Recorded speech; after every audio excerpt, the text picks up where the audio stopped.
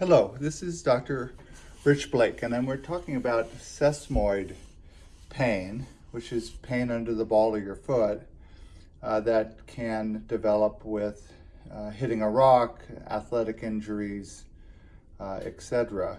So these are a plague for a lot of patients, and I want to show you how to instantly try to start taking pressure off it even before you've gone to the doctor.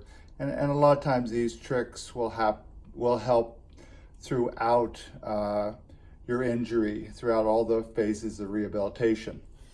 So there's two sesamoids, the tibial sesamoid here and the fibular sesamoid. Typically, if you've injured it, there's some swelling in the tissue when you compare it to the opposite side. You can look at wear patterns and you can tell this patient's a supinator because she has a lot more callus laterally and not much on the big toe. So she tends to naturally get her weight over to the outside. So one of the first things we're going to do is develop a dancer's pad. Now, dancer's pad is to shift the weight off the sesamoid onto the lateral side and slightly proximal into this area of the arch. So I use some adhesive felt.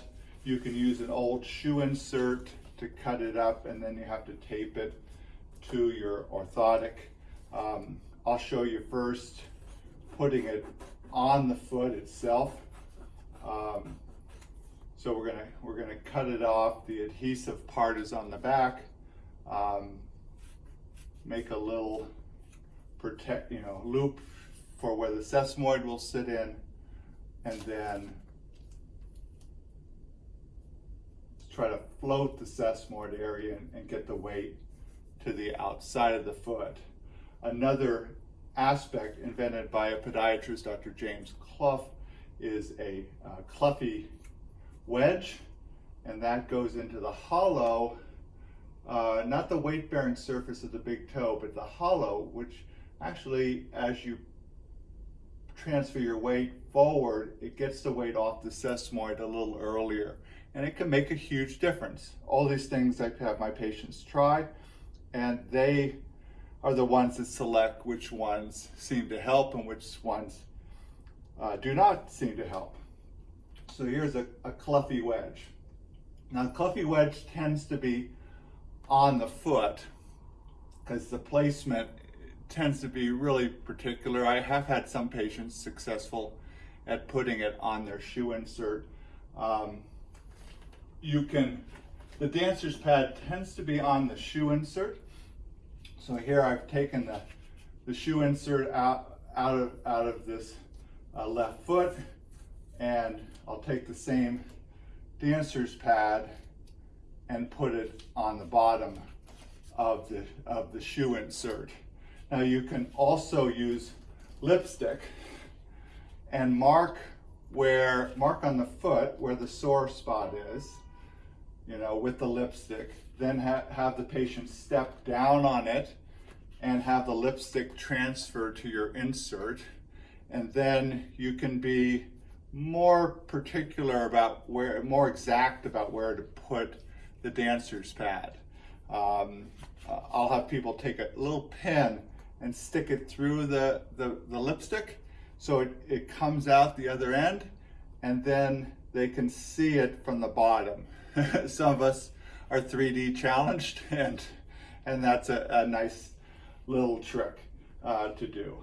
So this is perfect. We got a dancer's pad, which we can double up if we need to. You can use a product also called Dr. Jill's gel pads. They have dancer's pads that have adhesive on one side, and they can be used for barefoot dance, for high heel shoes, for sandals.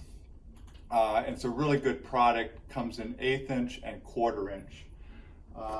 And then the last thing I want to show you is spica taping. So what we've been doing is off-weighting the sesamoid, but I'll use either rock tape or kinesio tape, and I'll cut out a 7-inch section and take the 2-inch tape and cut it in half, because we only need about 1 inch for the foot. It's cheaper if you buy the 2-inch and cut it in half than buy the 1-inch, and you get twice as much tape with the 2-inch. So, so this is going to restrict the big toe joint motion, plus also give a little bit more weight to the toe and less on the sesamoid, depending on how tight you pull it. So you take the strip, you go halfway. So you lay it on top of the toe, half goes to the outside, half goes to the inside. Then you pull it down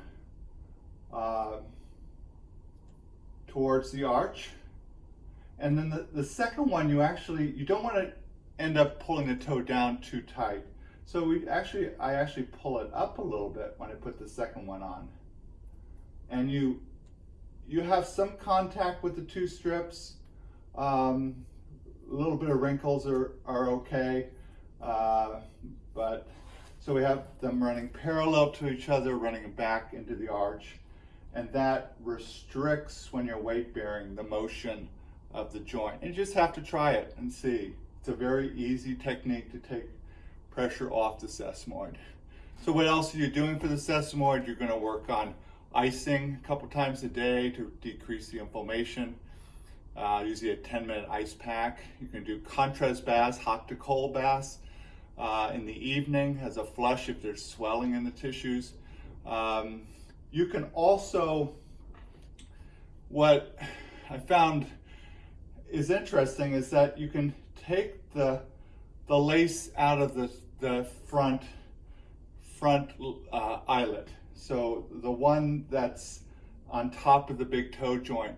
And by decompressing that force, pushing down on the first metatarsal, which pushes down on the sesamoid, that can also help tremendously. So these are little tricks to help. It's good to start this really early into your treatment, and some of the stuff as you get better, you can wean off of. But I've had some people that have just very prominent metatarsals, and they need to use dancer's pads for a long time with their high impact sports especially. Okay, thank you very much.